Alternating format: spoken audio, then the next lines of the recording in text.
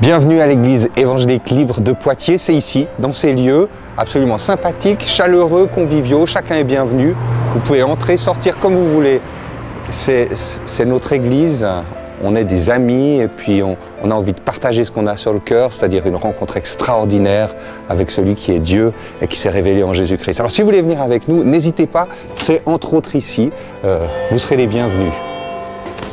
Alors la grande question c'est pourquoi faire une implantation d'une nouvelle communauté sur Poitiers, quel est le sens de cela et est-ce qu'il n'y a pas quelque chose de plus intelligent à faire? Alors certainement, mais en même temps je crois que la communauté est un lieu privilégié pour découvrir que Dieu nous aime et je crois qu'il faut qu'il y ait une diversité de communautés pour qu'on puisse redécouvrir ce message de l'évangile qui est un message d'amour et je ne peux pas dire l'amour tout seul. Et c'est pour ça qu'une communauté c'est tellement important.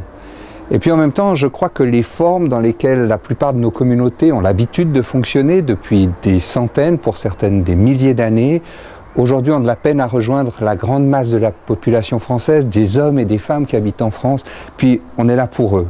On aimerait leur dire si vous posez des questions sur Dieu, si vous avez envie de découvrir l'amour de Dieu, si vous avez envie de découvrir qui est Dieu, si vous avez des questions sur la vie, le sens de la vie, on a envie d'être là pour vous. Pas quelque chose de compliqué, quelque chose de convivial, qu'on puisse manger, boire ensemble. Pour certains qui aiment chanter, bien chantons, mais si vous aimez pas chanter, on ne chantera pas. Si vous avez envie de réfléchir en marchant, on réfléchira en marchant. Si c'est en allant au bistrot, ben on ira au bistrot. Et puis c'est sûr, en même temps, on essaiera de se retrouver le dimanche matin ensemble avec ceux qui se posent des questions, avec ceux qui ont trouvé des réponses. Et puis de partager ensemble, de voir comment on peut avancer ensemble et découvrir cette richesse que Dieu en réserve pour chaque être humain, pour chaque homme, pour chaque femme qui habite dans cette ville de Poitiers.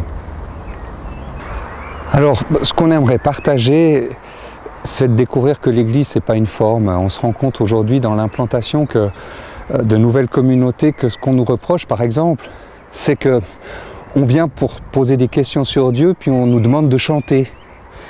On vient parce qu'on aimerait partager quelque chose de difficile dans nos vies, puis on nous demande d'écouter. On n'aime plus trop lire aujourd'hui, on regarde des films beaucoup, et puis on nous demande de lire un livre et d'essayer de comprendre une histoire qui a 2000 ans, et on a de la peine à faire le lien. Alors, une implantation, c'est d'essayer de réfléchir autrement pour redire ces choses qui ont été dites depuis 2000 ans, mais qui puissent rejoindre ceux et celles aujourd'hui qui ont plus ces formes, qui savent plus chanter, qui n'aiment pas lire, qui ont simplement envie de se poser des questions autrement. Voilà, c'est le privilège d'une implantation, c'est de ne pas être enfermé dans un cadre, de pouvoir réfléchir autrement, vivre autrement. L'Église, ce ne soit pas simplement un lieu de culte, un lieu où on étudie, mais que ce soit d'abord un lieu de vie où on partage, où on construit ensemble des relations, et puis surtout où on apprend à marcher ensemble avec Dieu. Et j'aime bien ce terme de marcher ensemble, devenir des pèlerins, des hommes et des femmes en route vers quelque chose qui nous dépasse tous, les uns et les autres, mais quelque chose qui bouleverse nos vies, qui change nos vies, qui donne du goût et du sens à nos vies. C'est ça le but d'une implantation. Une de mes grandes découvertes dans mon cheminement spirituel, dans mon cheminement avec Dieu, c'est que la foi n'est pas quelque chose d'intellectuel, de philosophique, de conceptuel, mais qu'elle est une rencontre, du partage, et c'est ça qui change nos vies. Et pratiquement, je trouve dommage que souvent on réduise l'Église à un lieu d'enseignement, alors qu'elle devrait d'abord être un lieu de partage. Et cet espace-là essaye de le dire. Donc c'est un espace qui est laissé à disposition de ce mouvement qui s'appelle Incroyable Comestible, que je trouve assez extraordinaire, puisque l'idée c'est que dans ces bacs, on va cultiver des tomates, des salades. Alors quand je dis on va cultiver, c'est tous ceux qui ont envie. Ils n'ont pas besoin d'être membres de cette communauté ou pas membres. Peut-être je ne les verrai jamais, ils viendront le soir quand je ne suis pas là, qu'importe. Mais ils viendront pour cultiver quelque chose ou pour le ramasser. Et il n'y a personne qui le leur reprochera. Ils pourront venir essayer de produire quelque chose, tomates, salades, poivrons, oignons, courgettes, que sais-je, ce qu'ils ont envie. C'est là pour eux, c'est là aussi pour moi.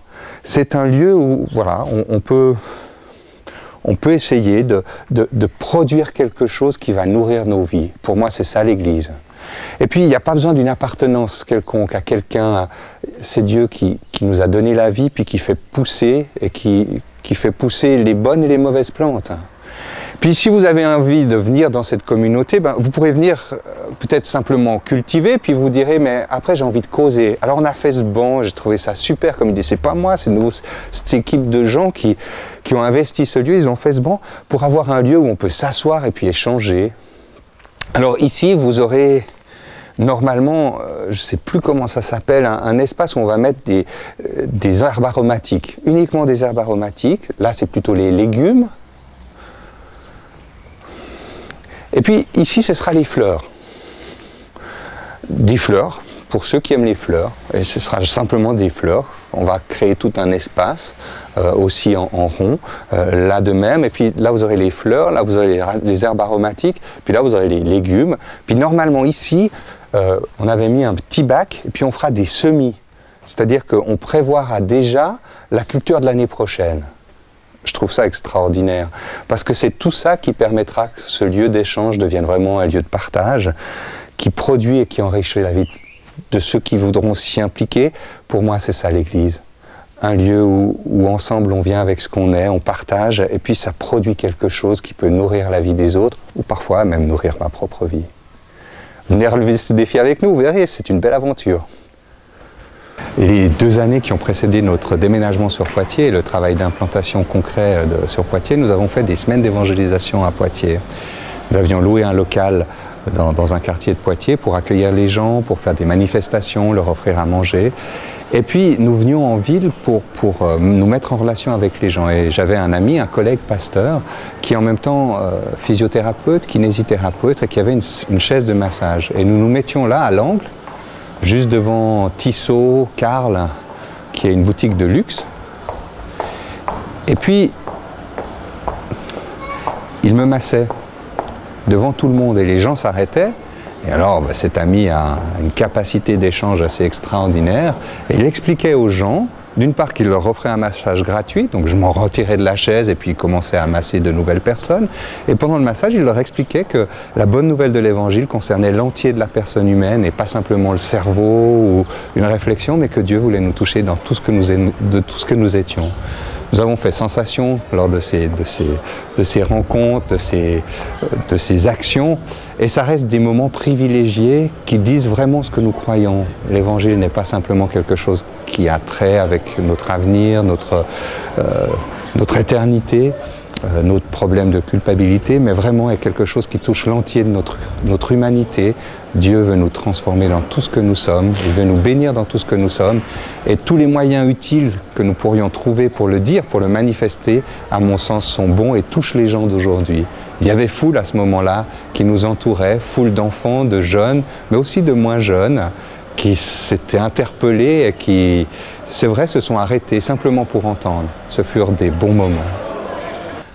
Alors comment rejoindre des hommes, des femmes si différents de ce que nous avons l'habitude? Souvent nous avons tendance dans nos églises à penser qu'il suffit, comme pour ce magnifique bâtiment, de le restaurer, de nettoyer les pierres, de le rendre de nouveau plus beau, et puis que comme ça les hommes, les femmes qui se posent des questions sur Dieu, sur la Bible, vont oser se risquer à venir. Malheureusement aujourd'hui, force nous est donnée de constater que ce n'est pas la réalité, bien au contraire.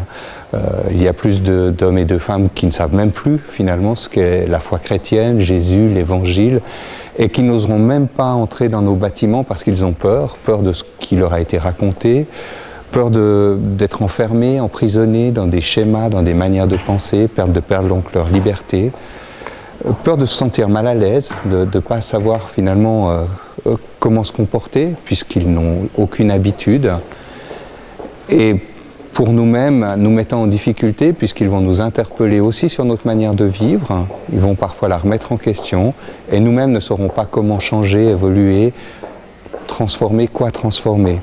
C'est le grand défi de l'Église du XXIe siècle. Je pense qu'il n'y a pas de bonnes réponses, il y en a plusieurs, et qu'il nous faut apprendre à les écrire avec ceux qui voudront faire route avec nous. Et pour ce faire, il faut accepter une ouverture, il faut accepter une remise en question constante, se poser sur des questions sur des choses que nous pouvions trouver essentielles, comme le style de cantique, la manière de lire le texte, etc. Et c'est cette remise en question qui nous permettra peut-être de pouvoir rejoindre. La grande question finalement, c'est comment intégrer des gens hors normes, ou plutôt qui sont bien dans les normes de notre société, mais hors normes de nos manières de penser, comme cet ami restaurateur. Comment faire route avec lui en acceptant que peut-être il n'intégrera jamais la communauté au sens où nous avions l'habitude, où nous la pratiquons, parce que bêtement, professionnellement, il ne le peut pas, ou même culturellement, il ne sait pas comment faire. Pourtant, sa soif est authentique, son désir de relation sont vrais, et il offre réellement une richesse aussi à ceux qui viennent le rencontrer. Le défi de l'Église se trouve là aujourd'hui, à mon sens, puisque la majorité des hommes et des femmes de notre monde sont hors l'Église, et que c'est bien vers eux que Jésus nous envoie.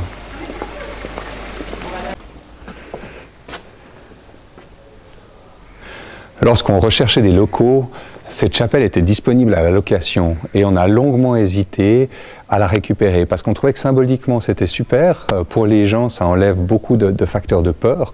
Le fait que même si on est dans une imputation, on est dans une chapelle officielle. Et puis qu'il y ait l'expression quand même aussi de la foi d'hommes et de femmes qui nous ont précédés. Donc ça nous inscrivait dans une histoire et ça c'était intéressant.